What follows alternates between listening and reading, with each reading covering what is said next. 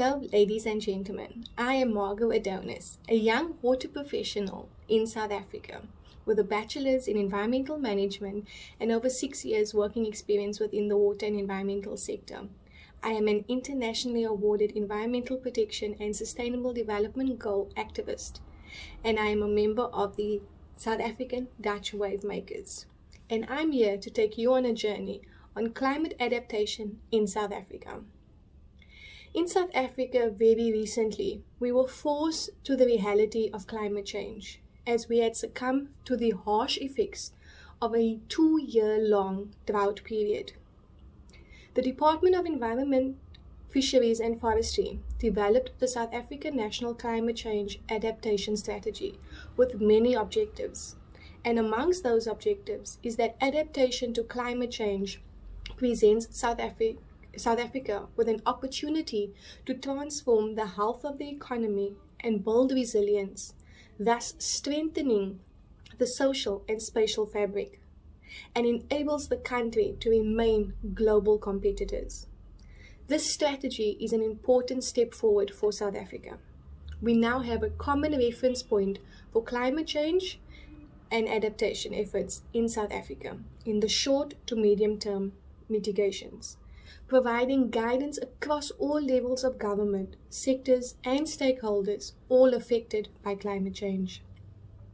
According to South African Environmental Affairs Minister, she added that the adaptation remains a critically important area for developing countries, expressing the hope that when COP26 is hosted by the United Nations Convention on Climate Change in 2021, there will be a commitment for higher ambition on all the elements of the Paris Agreement, prioritizing mitigation, adaptation, and the means of implementation.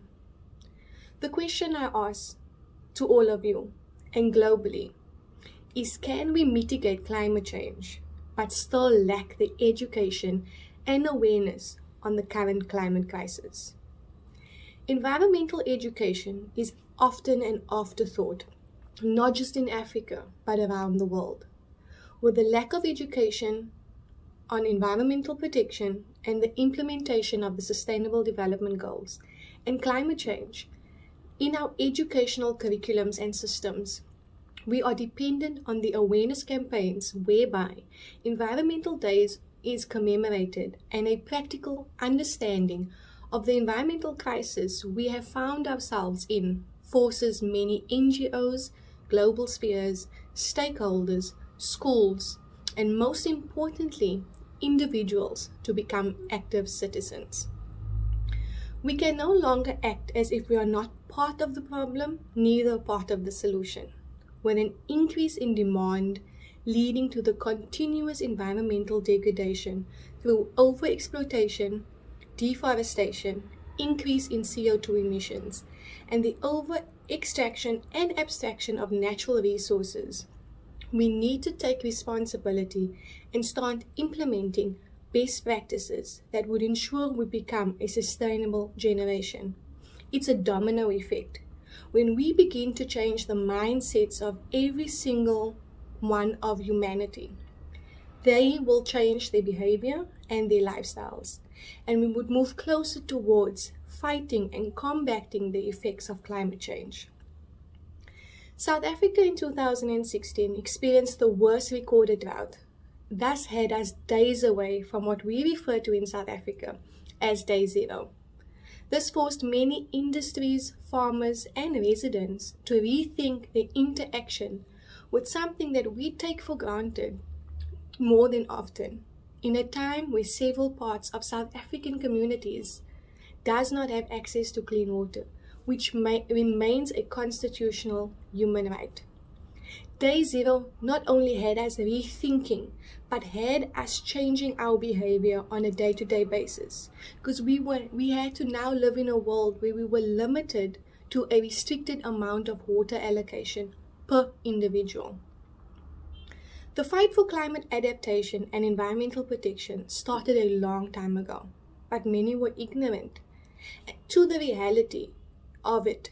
But very recently, we were indeed woken up to the reality of extinction, many droughts, warmer conditions, parts of the East Antarctica melting away rapidly, the reality of the Amazon rainforest burning for an entire month, and the reality where two teenage girls fought over water in the Eastern Cape province in South Africa in 2017. And one teenage girl sadly lost her life to that fight.